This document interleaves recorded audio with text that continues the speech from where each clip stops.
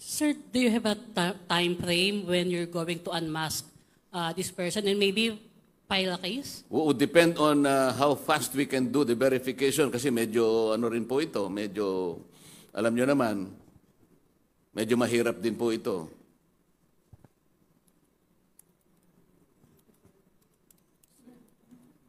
Hi, Morgan Enriquez po from TV5. Kong. Yes, ma'am. Kung you said po, it leads to only one person, you still don't know po, no? May yung particularly yung name, kumbaga? O may pangalan na po ba tayo? May lead na po ba tayo? Kung sino po ito? Ayaw po nating sabihin ang pangalan kasi nga it's unfair naman na sabihin natin ang pangalan while we are still in the process of verifying this.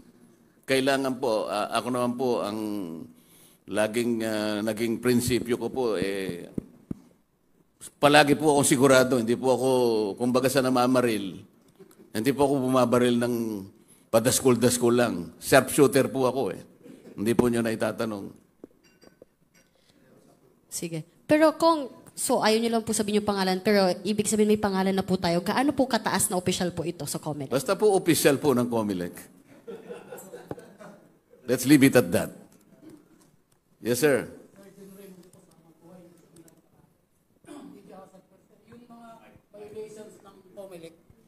Sir, yung sinayad yung mga violations ng COMELEC sa automated election law at sa procurement law, enough grounds po ba yun para sa impeachment ng COMELEC officials? Enough grounds for impeachment ng COMELEC officials? Oo naman. Yung violations. Yung pag nag-violate ka ng batas natin, meron tayong Republic Act 9369. Maliwanag ang banggit niya. Yung ipoprocure mong system, sabi niya ganun, must have demonstrated capability.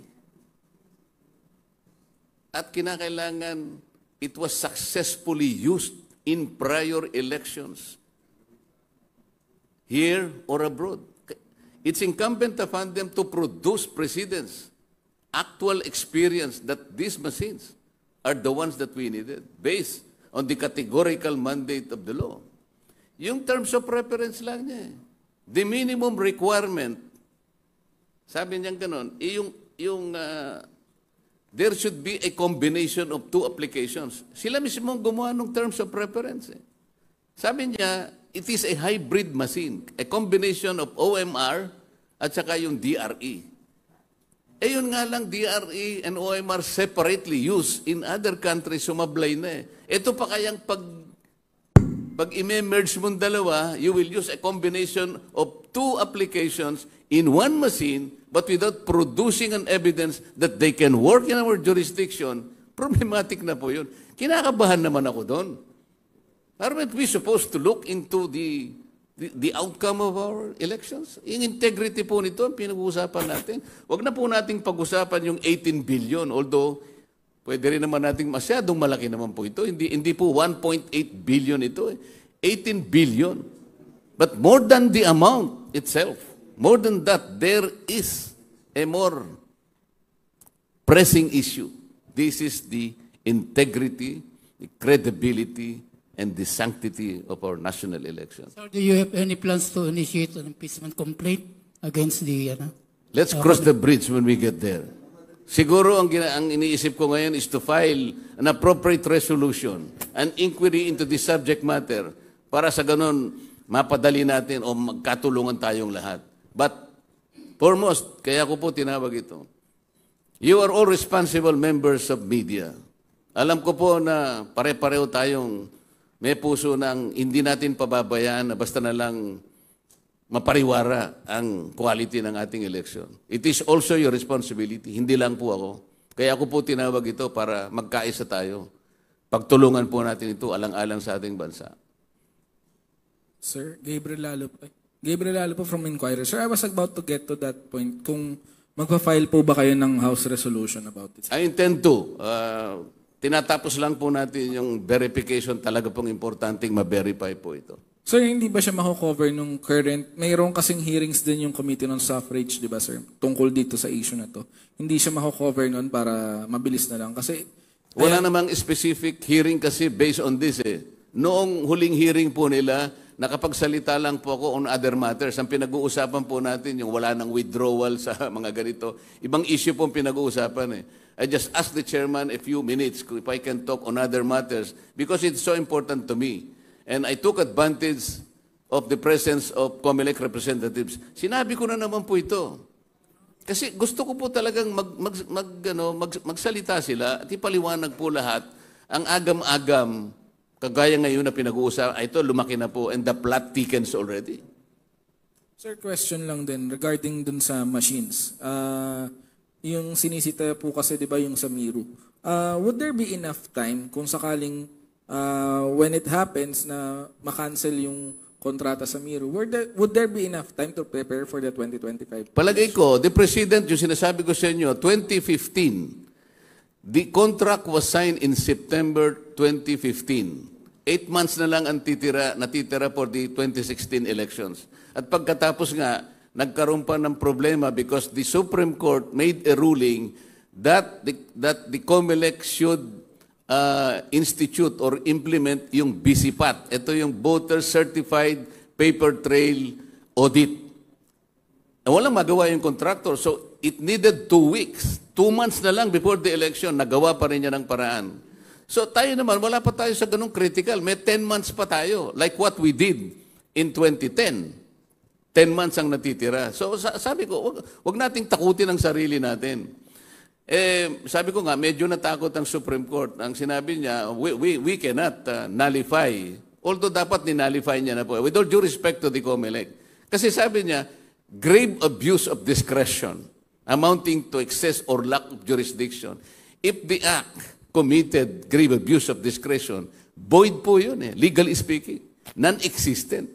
Pero tumuloy siya doon sa operative fact kasi nga natatakot siya, baka kung mag-undertake ng new bidding, kapag na-nullify yung bidding na yun, baka kulangin tayo, might jeopardize yung 2025 election. I think, without due respect, the apprehension has no basis.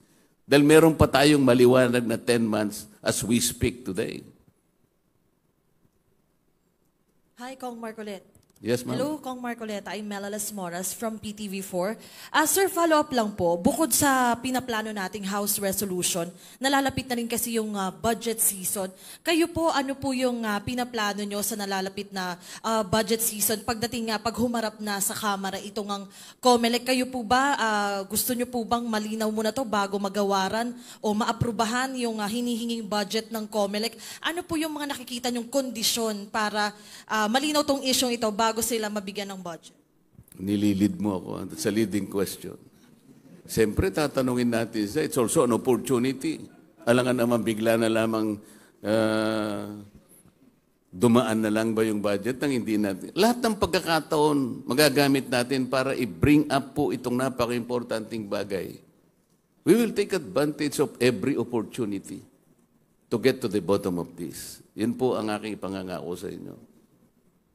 Sir, as early as now, with all the, yun nga, yung mga revelations po natin, are you still hopeful na magkakaroon po tayo ng clean and credible election sa 2025? Bakit naman hindi? Ako, pangarap ko yun. Maski ikaw, pangarap mo din yun. Lahat po tayo nangangarap. Wala po sigurong isa sa atin ang hindi nangangarap na lahat po ng eleksyon natin kailangan malinis. Pagsikapan po natin na ma-achieve natin yun. At every way, every angle, gawin po natin yun. Yung pagtutulungan natin, importante po yun. Kaya po tayo nag-uusap. Sapagkat ito po yung napakalaking problema ang kinakaharap natin. Pagtulungan po nating lahat ito. Opo. Sir, last na po from my end. Nagkaroon din po ba kayo ng chance na makausap din yung COMELEC officials about this? Or meron din bang ganong plano na magkaroon ng meeting with them? Wala pa po kaming naging pag-uusap. Yun nga po, kagaya po ni Alex Magno na naka-8 articles na po. Basahin po ninyo. November 2023 up to May 2024, kung hindi po ako nagkakamali at bibihira po akong magkamali, 8 articles po. Ako po siguro 2 articles lang na isulat ko. Tungkol din dito, yung lumabas po about 10 days ago, sinabi ko nga, na may problema ito because even the US aid, kinol na po nung isang US-based journal na, aren't you supposed to assess, sabi, the wisdom of supporting the countries using Miru system, considering that even the president of the Congo Election Commission was citing